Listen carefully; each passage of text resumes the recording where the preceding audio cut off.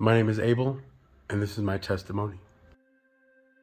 I was about 9 years old when my life started to get hectic, but I was on my way home from school one day and I saw my dad was very sad, and I didn't really know what was going on until he mentioned to me that my mother had took off.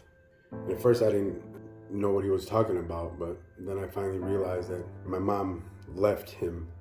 But my dad didn't understand that she just didn't only leave him, she left me and my brothers and sisters as well. After a little while, my dad decided to move on with life and met another woman. She really didn't like us kids, and my dad kind of like forgot about us, not realizing that we were still hurt. So my dad did whatever this other woman told her to do, and my dad was still very angry and took a lot of things out on us, and it got very abusive at home. At the age when I really needed my mom, she wasn't there. We didn't get any attention at home from my dad. Brothers and sisters, one by one, decided to leave the house. And after a while, it was just me and my little brother left. One day I came home from school and I seen the house was empty. I sat on the porch for a couple of days until I realized that my dad wasn't coming back. Some years went by. I had gotten involved in a bunch of mess. Got involved in gangs and drugs. Started my own family. And then after a while, I got a phone call. I was already like 22, I think. And it was my dad. And right away, he asked me for forgiveness. And of course, I forgave my father. I mean, what kind of Christian man would I be if I didn't? But that was even before I was in the church. I think somebody was praying for me. Now, my father and I, we have a really good relationship. He's even come and visited Hope City Church. I'm grateful above God. My name is Jeanette, and this is my testimony. It was below zero outside. I was homeless. I had no gas to keep the car running for heat, and a couple of hours had passed since I left work.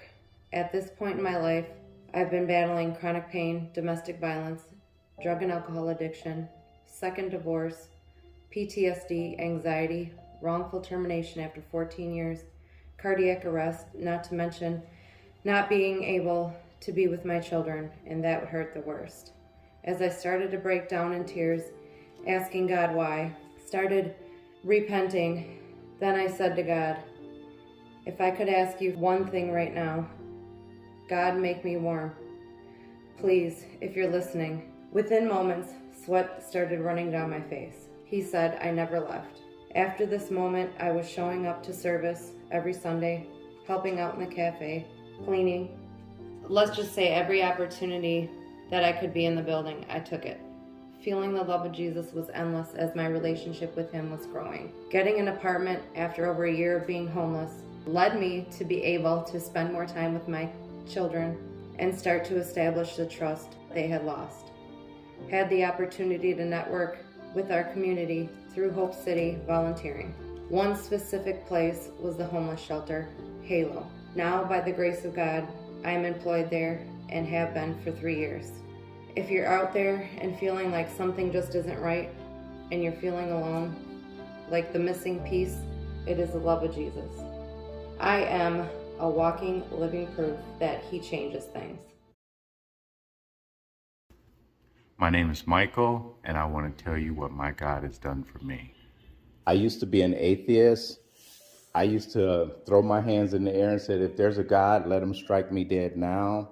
But I was on my job. 2 ladies from a temporary service came, and they were witnessing about God. One lady, she says, I'm giving up on you because there's no hope for you.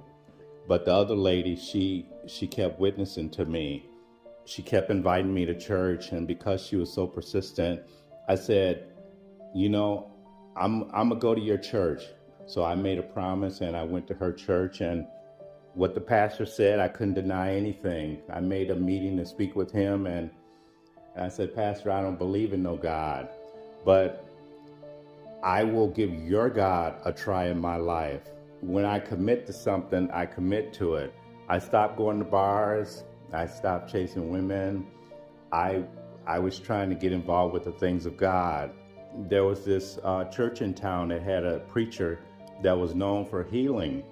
And I'm in the middle of this service, and this is all new to me.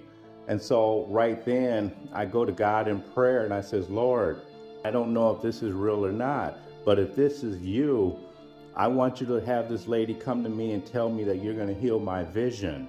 I opened my eyes and this minister was praying for someone else on the other side of the church. She finished with that person and made a beeline directly towards me. I'm trembling now because I just talked to God, and she said, God said that he just healed your blood. And in my head, I'm saying, I don't want to hear that. That ain't what I just talked to God about. She says, and God said he's going to heal your vision. I went to my knees.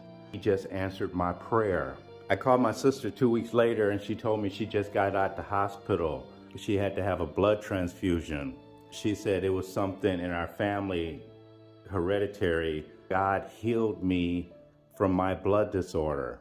He healed me of something I didn't even know I had. How good is God?